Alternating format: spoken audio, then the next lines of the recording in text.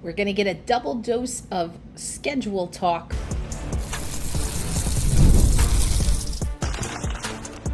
You are Locked On Kraken, your daily podcast on the Seattle Kraken, part of the Locked On Podcast Network, your team every day. Hey there, Seattle hockey fans. Welcome to another episode of Locked On Kraken, part of the Locked On Podcast Network. We're bringing you your favorite team, the Seattle Kraken, every single day. Ayala here, thankful for the everydayers, the OGers, those who make us your first listen of the day, maybe your midday listen, and of course those late night listeners. Either way, we appreciate you.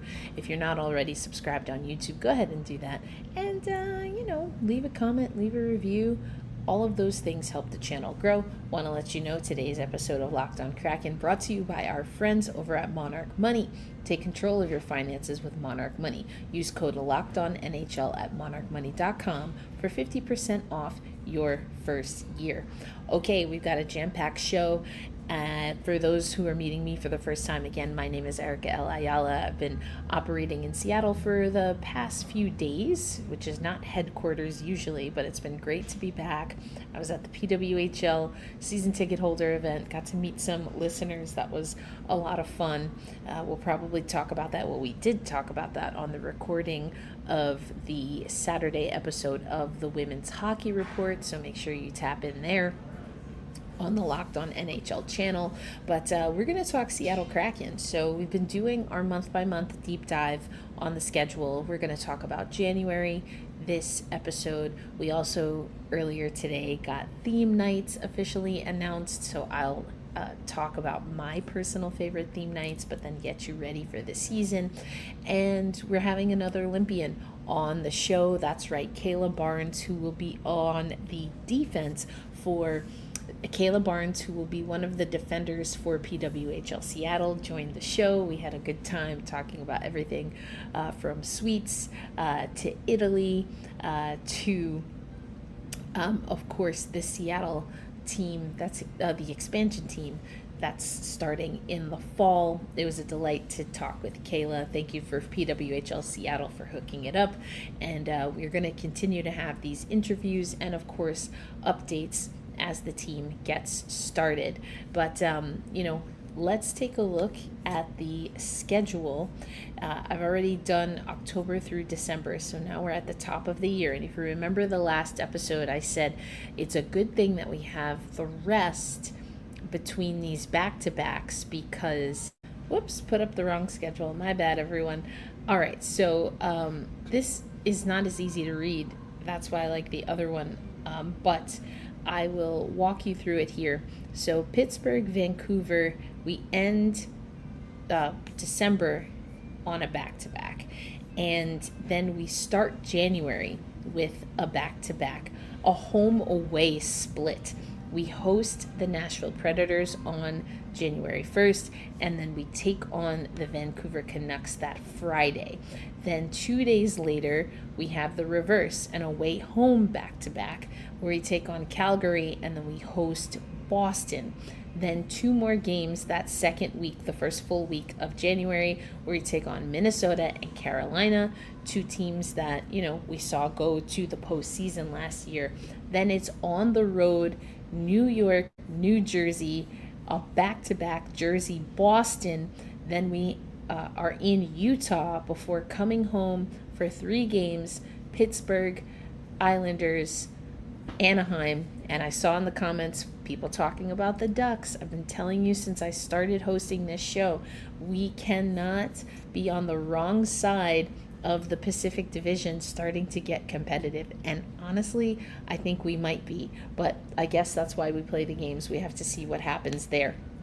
Moving on from that Anaheim game, this is part of 6 consecutive home games that next week, technically Sunday, depending on how folks feel about Sunday starting off or Monday starting off a week, we have New Jersey again, the Washington Capitals, another playoff team, and the Toronto Maple Leafs, a playoff team, before ending the season on the road against the Golden Knights. This is a super tough schedule for the Seattle Kraken for multiple reasons. the back-to-back right out the gate, coming off the heels of 2 back-to-backs. You go into 2 back-to-backs in January, and they're split between home and the road. I mean, logistically, that just seems like a bit much.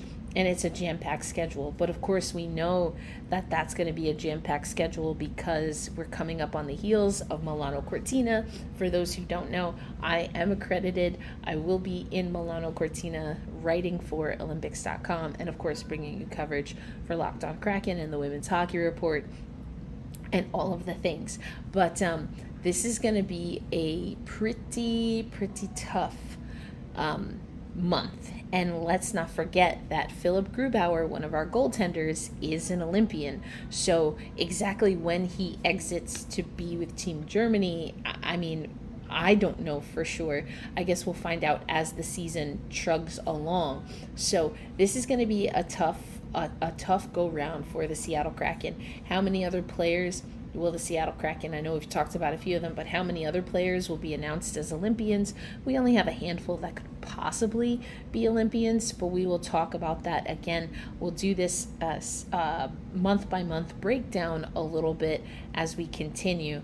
But I told you December, there are a lot of reasons why in one of our previous episodes I said December is kind of where I want to know where this team stands, and I'm going to stand on that because come January, this team is going to have exits because of the Olympics. There's going to be then the Olympic break, but also this is a tough schedule, a lot of travel, several back-to-backs, and playoff contenders, at least teams that were in the playoffs last year, if not the last handful of years that were playing all in the month of January. So if we don't know who this team is by December, we're going to find out pretty quickly in January. The big question is, can they come in healthy to the month of January? Can they start 2026 off healthy?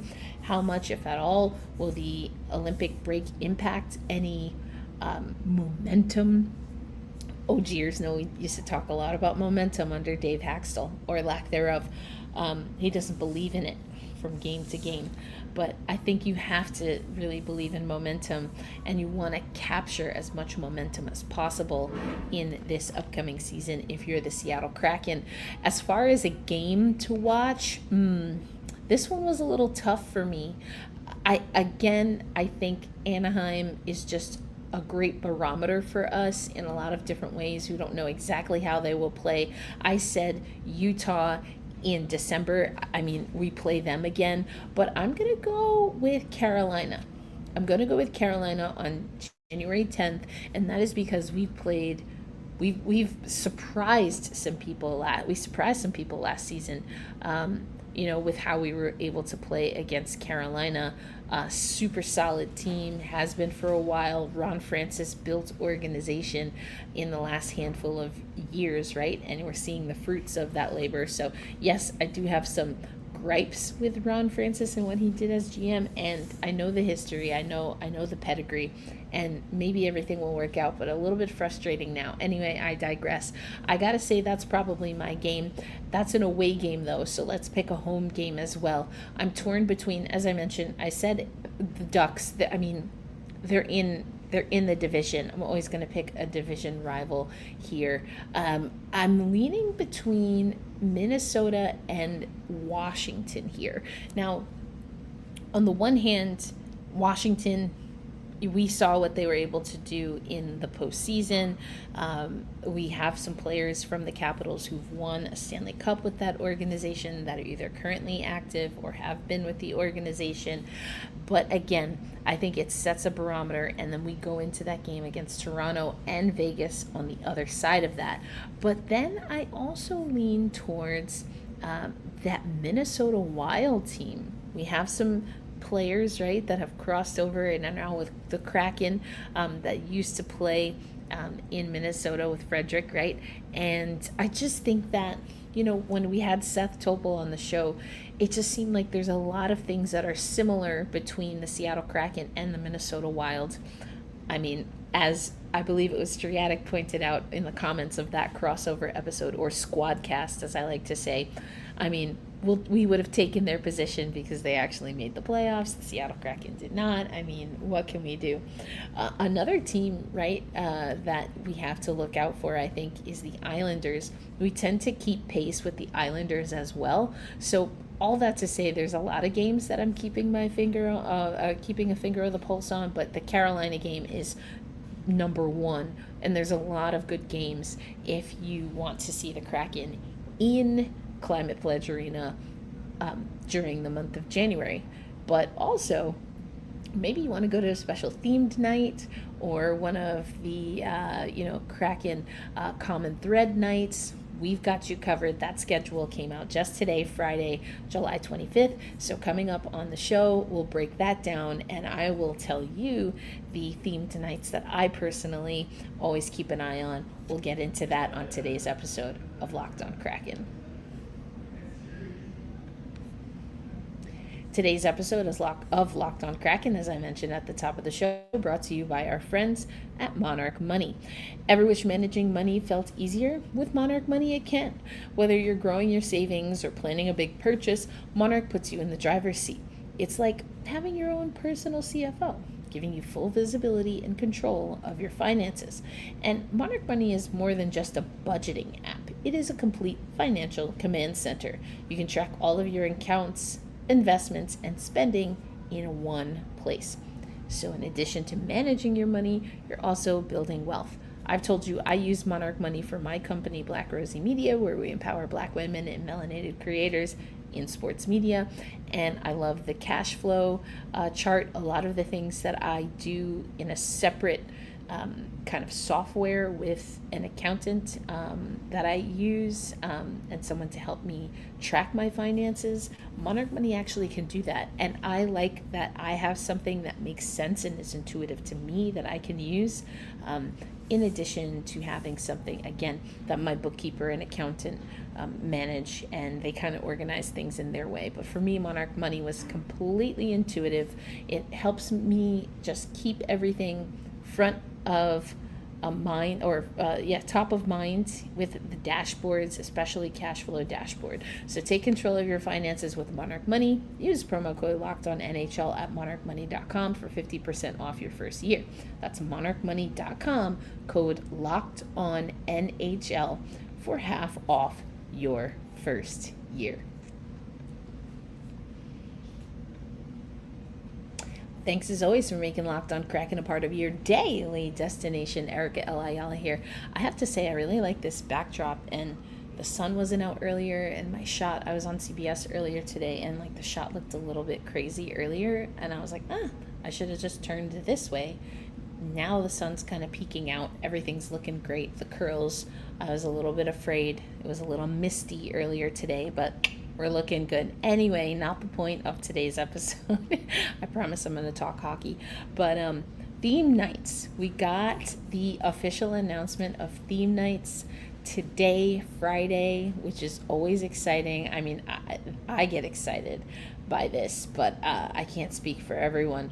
But, the Seattle Kraken announcing officially their themed nights. And, I think it's always great to see how the organization incorporates different cultures and different colleges in the area, and we see that once again with the themed nights. So I'll start with the month that we just covered. In January, you have Olympic National Park Night and Pickleball Night, as well as WWU Night. And for Kraken Common Thread Night, you have Pride Night and Asian American North Hawaiian Pacific Islander Night, presented by Symetra and Alaska Airlines, respectively. So we also have in January a kids game, or I prefer to say children's game, that is presented by WaFd Bank. That's all happening in the month of January. So pretty cool stuff when it comes to the themed nights. Usually some giveaways also surrounding these nights. But here are just some of the nights. Now, special ticket offer nights. So that's the nights that I talked about: Olympic National Park night, pickleball night, and WWU night. Those are all special ticket offers, and that's the tickets include a seat to the game and an exclusive item only available through the offer. So you might want to check that out. Oktoberfest is one of them. Runners night, First Responders night, Country night, WSU night, Gonzaga night, Educators Appreciation Night. I like that one. I have a lot of family members that work in schools and education. I used to also work in education, more on the policy side. Anyway, Healthcare Appreciation, and Bring Your Vestie Night. I don't even think I know what that is, so someone is going to have to tell me in the comments. For Kraken Common Thread nights, these are ones that I really love. We've talked about this before on the podcast, wanting more Latino and Hispanic representation. So on October 28th, Hispanic Heritage Night presented by Modelo.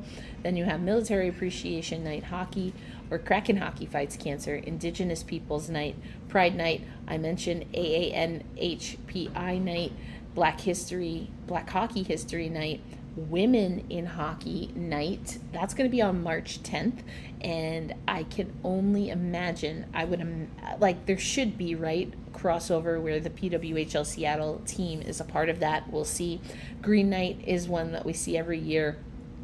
Additional theme nights include, of course, opening game, which is going to be October 9th. December 14th is Youth Sports Night, presented by Brooks Running. That's a new one. Also, Children's Game, I mentioned that. Kraken Day is March 2nd. St. Patty's Day celebration on March 17th. April 4th, Mascot Madness. Okay. And then officially Fan Appreciation Night will be April 13th. There's all kinds of different ticket packages, and Jeff Baker, he broke down the schedule, I think a little while ago now, over on NHL.com/Kraken, and he talked about some pesky teams that the Kraken play that we don't have the best record against. One of them is Vegas. We'll talk about that for sure. But he also, in that article, mentions the different kind of flex packages that are available if you're looking for tickets. I mean, this is a jam-packed list. Whether it's special ticket offers, Kraken Common Thread, or the theme nights, these are pretty awesome. It should be a good time. We know that the ownership made a concerted effort to change things around to be more fan friendly, which a lot of people question that move. Is that something that you want to do with a team that, if we're going to be honest, is kind of struggling? But I think that it's been huge. It shows the commitment, and this is what we heard from Liwiki, is that it shows the commitment to the fans. And so I don't know, I think that there's some really great options here.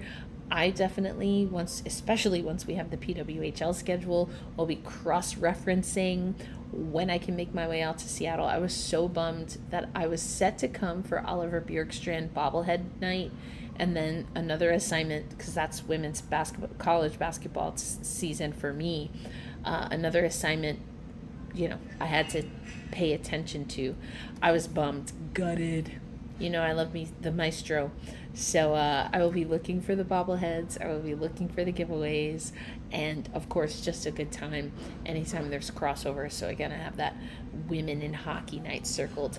But let me know in the comments what theme night or giveaway, well, we don't know the giveaways yet, but what themed night or what special ticket offer night are you going to? Maybe you and a group of friends, colleagues, whatever the case is. Let me know in the comments on YouTube, or you can hit us up on TikTok and me personally over on Blue Sky at elindsay08 at Blue Sky, or on Blue Sky. But coming up next, we're going to hear from another Olympian and, of course, a Milano Cortina hopeful who will represent the Seattle team in the Professional Women's Hockey League, the PWHL. That is the one and only Cayla Barnes. You're not going to want to miss that. I'll have snippets of the interview, and then, just as we did with Hillary Knight, the full interview will be available for you, audio and on video, on the Locked On Kraken channels. But don't go away. Cayla Barnes coming up next.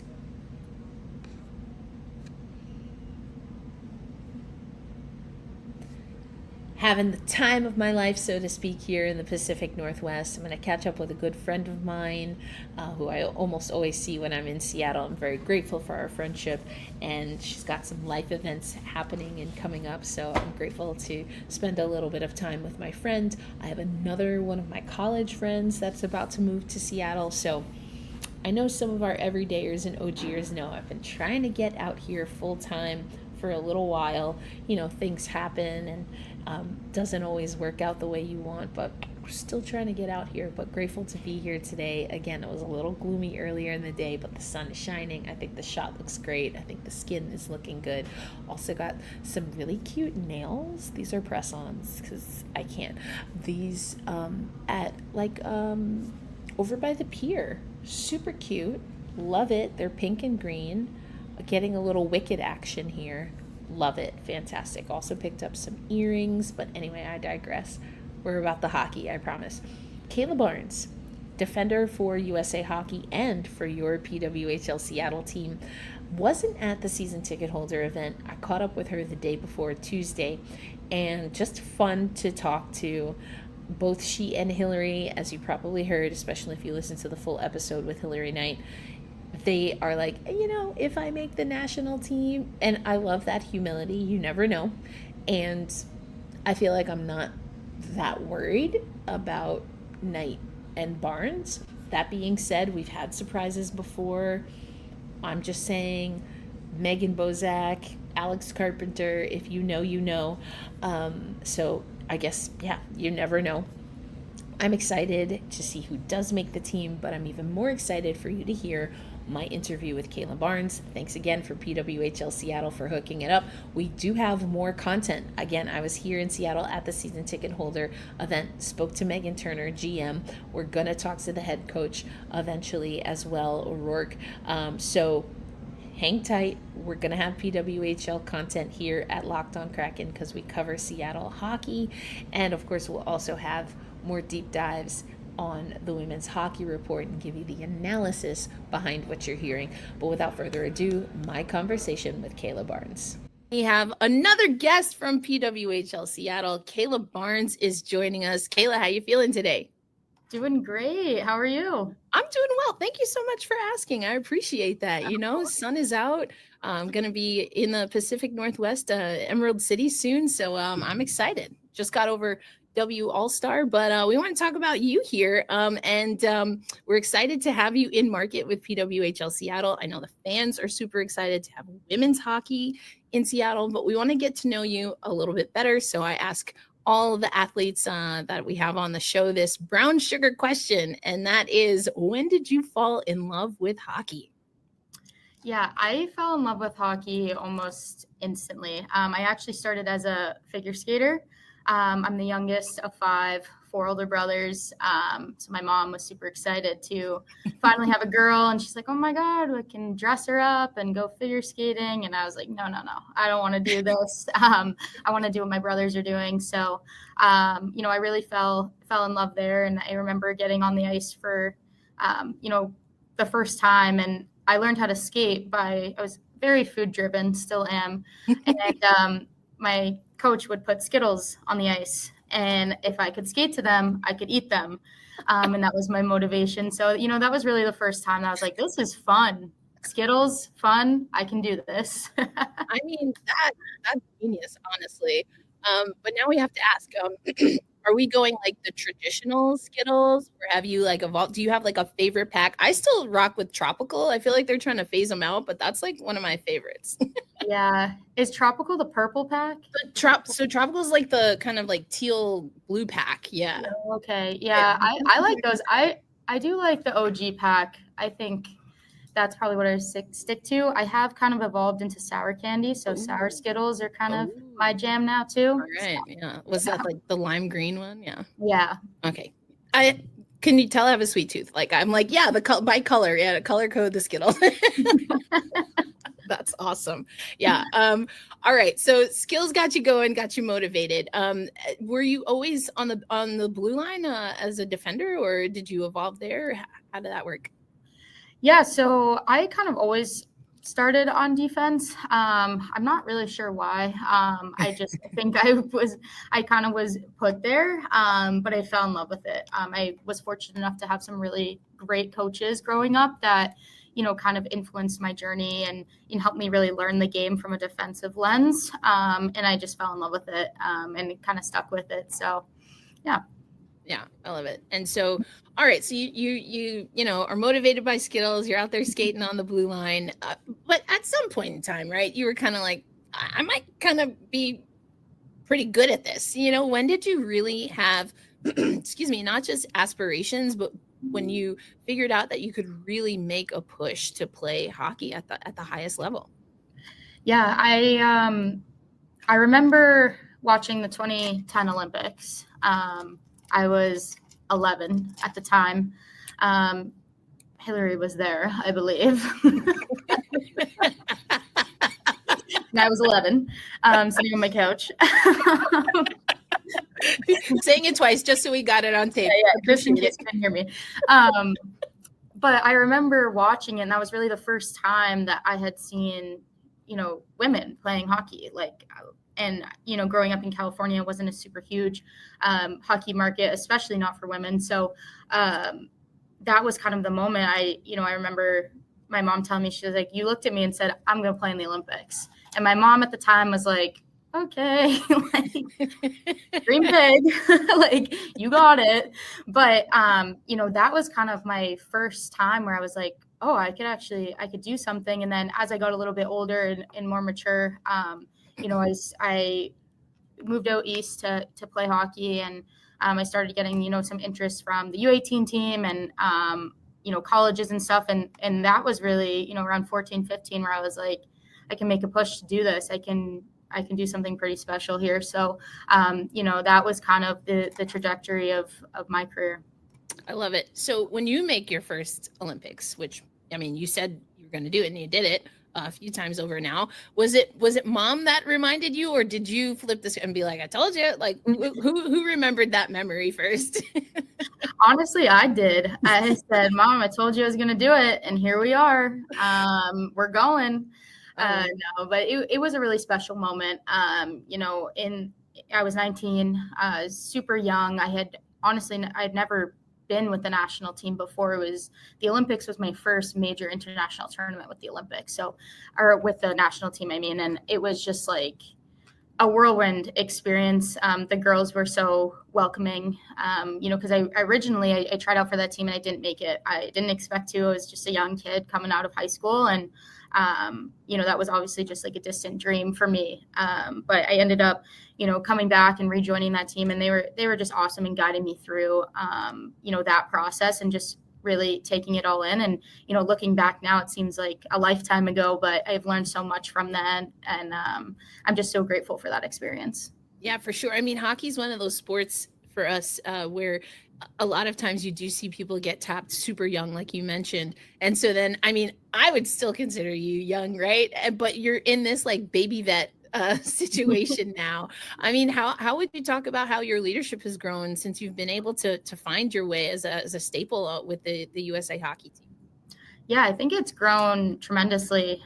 Just as I've essentially grown up in this program, I've had the privilege of watching incredible leaders like Hillary, Megan Duggan, other leaders that have come before me. I got to play with my idols growing up, and just seeing the way that they have pushed the game forward, and just been incredible role models for the next generation, including myself, has really taught me a lot. And I've tried to, model some of my leadership characteristics off of those people as well. And, as you get older, you know more, you learn more, you're more calm in situations, and you kind of understand the complexities of everything that goes into this game, not just playing it. So I think that just, being in it and experiencing it has taught me so much.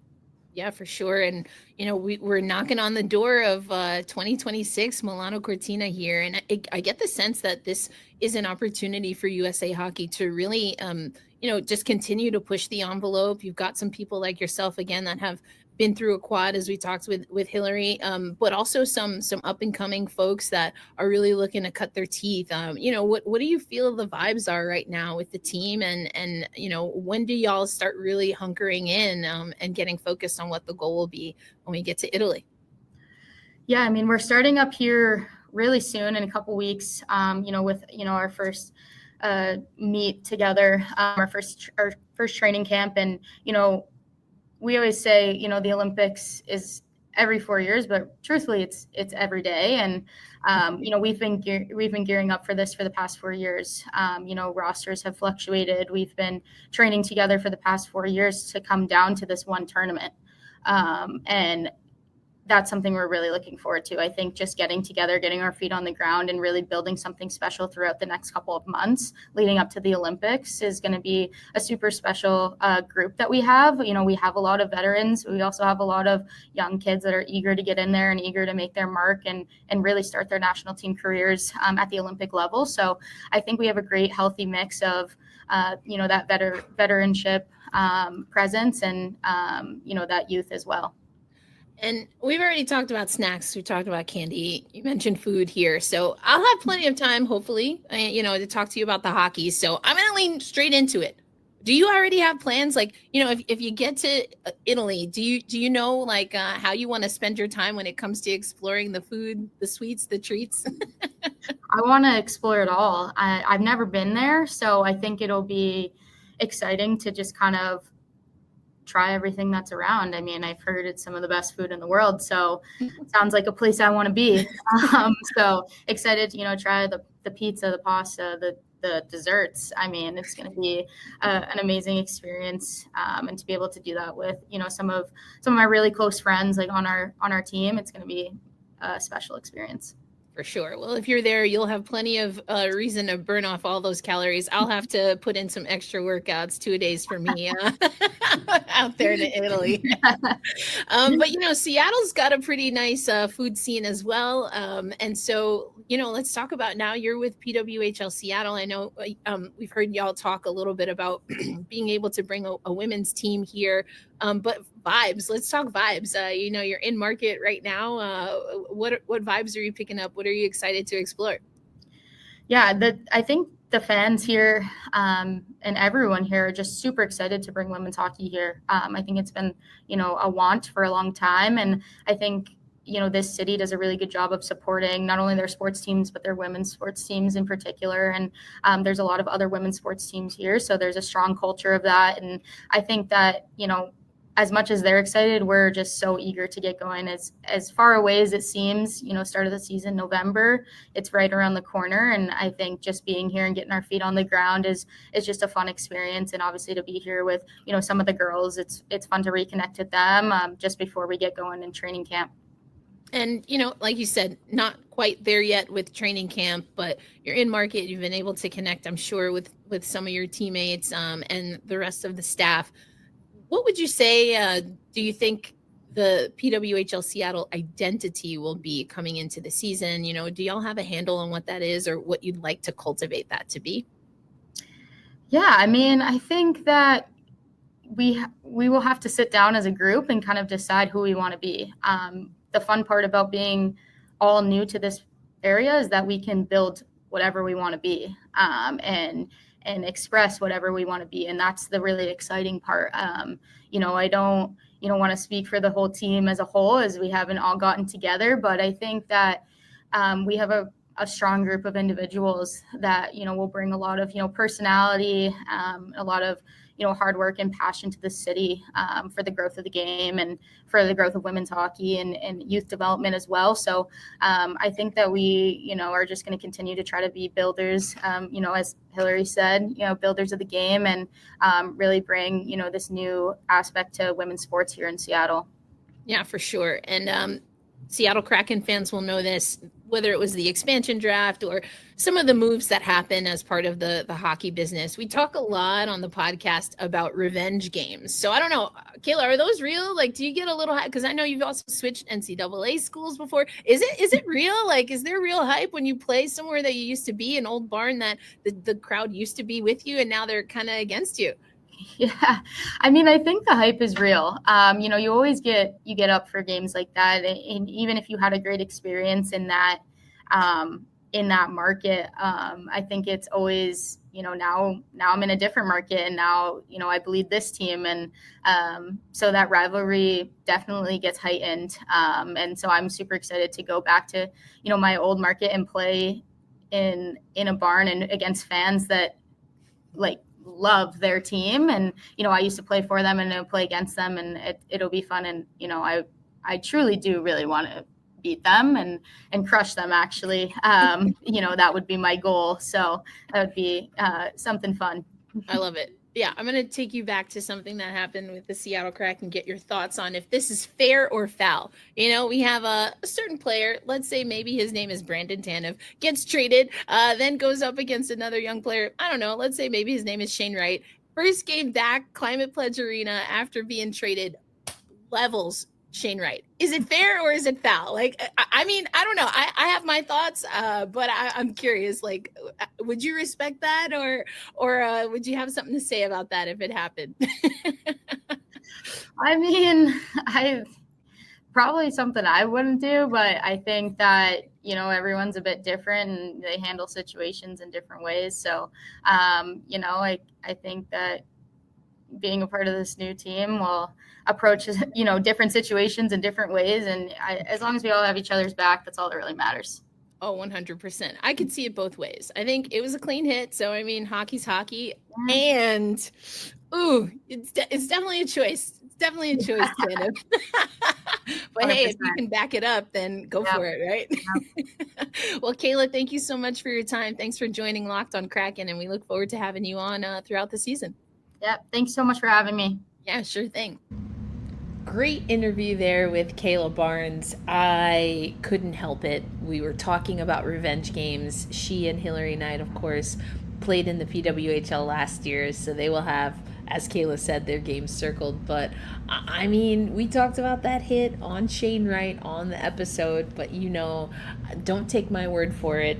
Despite what people may say about me never playing an 84-game NHL season, which is absolutely true, I do think that my opinion should not ever usurp what a player says, given that I'm talking about player experience every once in a while. But I think it's fun to ask athletes those kind of questions. Some athletes keep it pretty neutral. They don't want to get fined or in any trouble. And then other athletes just go for it. So when we have athletes on the show, I'm going to try to give them scenarios, see what makes them tick a little bit. But thank you again to PWHL Seattle for connecting us with not just Hillary Knight, but Cayla Barnes. You saw those episodes this week throughout the show. And again, both standalone interviews, full interviews you can watch and listen to wherever you subscribe to Locked On Kraken. That is our show. That is the week. I hope you're enjoying, if you're in the Pacific Northwest, what has turned out to be a beautiful day here. I'm going to catch up with my good friend before I'm on the first thing smoking back to Tulsa, Oklahoma, but I will be back, Seattle. Don't you fret. We've got preseason for not just the Seattle Kraken, but also the PWHL team. So, I'm usually in town for about a month around then. Also have a concert around that time I'm super excited to go to.